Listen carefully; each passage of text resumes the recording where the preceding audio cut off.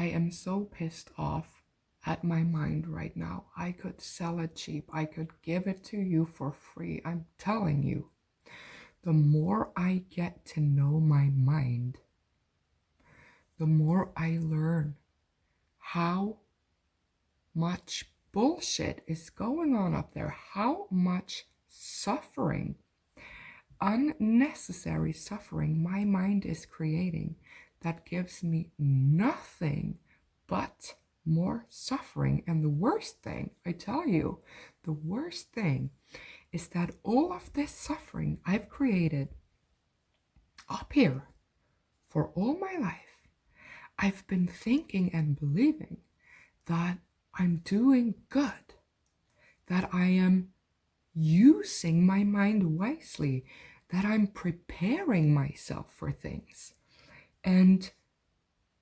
controlling things, making sure that I don't step into my future unprepared. I have put all of my pride in my mind, all of my pride. Like, I've been so pleased by the fact that I'm analyzing, constantly analyzing, that I am thinking through things, that I am preparing, thinking about everything that can go wrong so that it won't go wrong, or so that I will know what to do if it goes wrong. And just thinking, oh, I have this amazing ability to gather information, to see things from different perspectives. All of these things that I'm using my brain to do. But what am I preparing myself for? Disaster? I mean, I am constantly, purposefully getting to know my thoughts and my brain and my mind these days. And I don't even know what to say. How in the world could I be proud of what's going on up there? Because I'm just really beginning to see the extent of it. I didn't know how much I was suffering. I always felt bad for the people around me suffering because they had these explicit way of putting words to their suffering, like calling it anxiety or depression and all of these diagnoses. And I've been like, oh, I'm so relieved I don't have that. But let me tell you, there is a lot of stuff going on up there, and they probably should have a diagnosis. Overthinking should be a diagnosis. So I have picked up this very worn out copy of Eckhart Tolle's The Power of Now. I've had this book for years and years, and I pick it up every now and then, and each and every time I do, I learn something new. It's like my mind needs to process everything that's in there, because each and every sentence I read, I know it's true, and at the same time, I know that I'm doing the complete opposite. It's all about being in the present moment, and I've been seeing the present moment as some kind of bogus thing, or like, why on earth should I be floating around on clouds in the present moment? Because that's not preparing me for anything. That's just like closing my eyes to reality. But it's not. Eckhart Tolle, you are one smart guy, and you know what you're talking about, and I know what you're talking about, but I am not doing it, and I'm finding the present moment, this now, as the biggest challenge in my everyday life. It's the hardest place for me to go, is right here and right now, because I'm never here. I am never here, and I keep talking about this, but it just, I'm like peeling layers of an onion right here. I am incapable of just being in the present moment. And I do realize now that the present moment is such a threat to my mind because of the fact that I'm so used to planning and preparing and all of that. But I am really seeing that what I am planning and preparing for is just more worry. And I read something this time that I didn't really notice the last few times I read this book, that really gave me this aha moment. Or it's like I need to be told these very clear reminders of why I should be in the present moment, because I have never seen any value. I have never seen any value of being in the present moment, because nothing happens in the present moment. Everything happens in the future, right? That's been my mindset. So I have actually never seen any point in being in the present moment, which is so sad, because as you're saying, Eckhart, the present moment is all I ever have. Everything happens in the present moment. The sad thing is, I only visit what happens from any other place than the present moment. I either go back to something that happened in a present moment that was yesterday or 10 years from now, or I visit what I think will be a present moment somewhere in the future, but never from this actual present moment. Which brings me to the thing that I read today that actually opened my eyes and made me this annoyed with my mind. Eckhart Tolle talks about psychological time that we invented, not clock time, but psychological time, which is the time we give between the present moment and whatever we want to or don't want to happen in the future, or what happened in the past.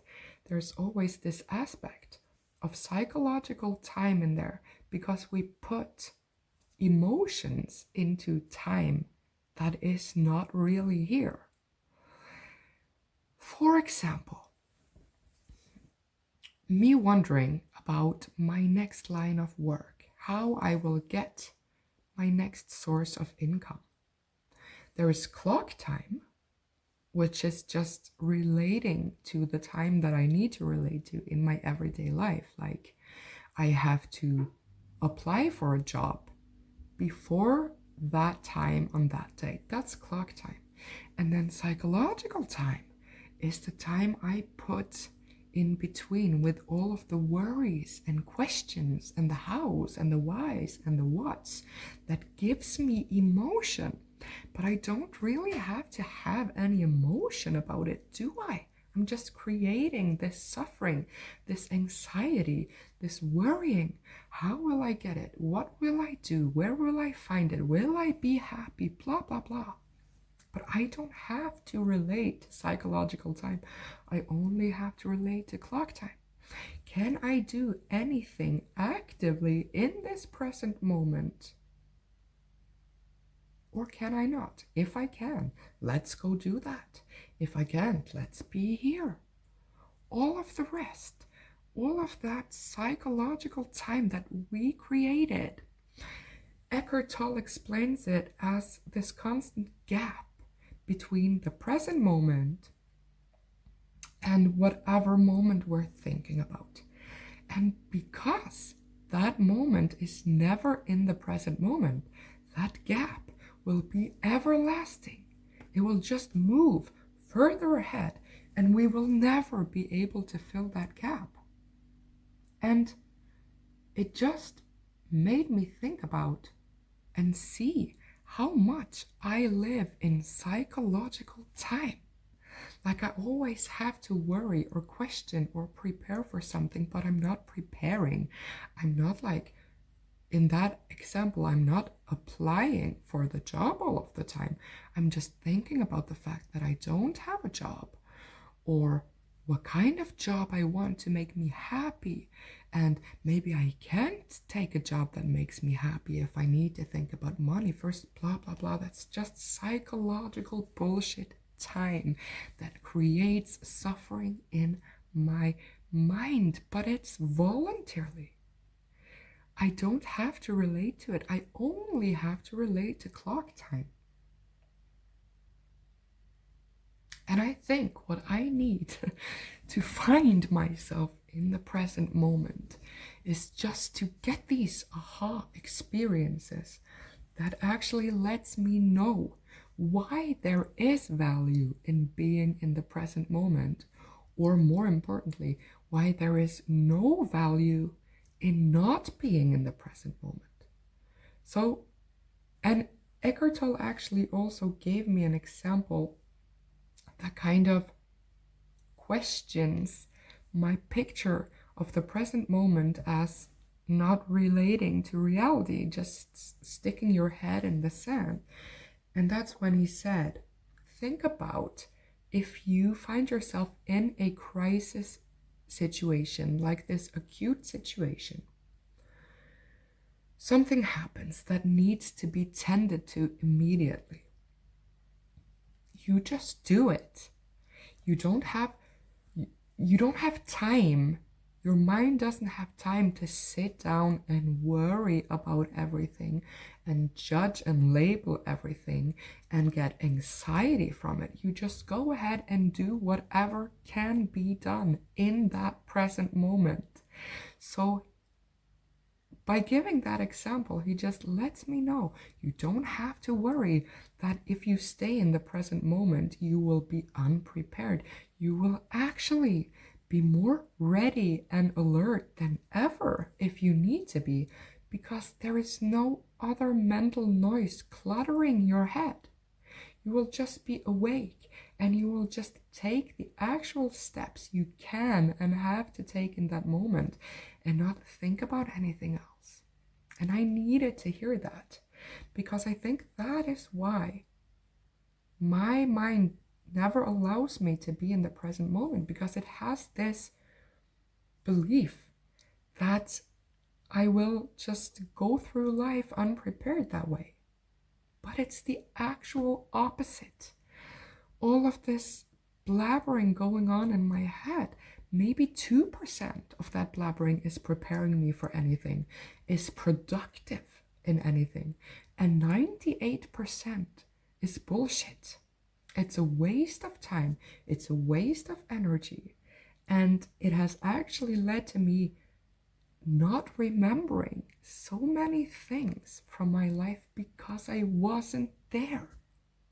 I can even watch a movie 10 times and I have to watch 30 minutes into it before I remember, oh, this is familiar, I've seen this before, because I wasn't present while watching the movie the last time. I was thinking about everything. I was anywhere else but there in that present moment.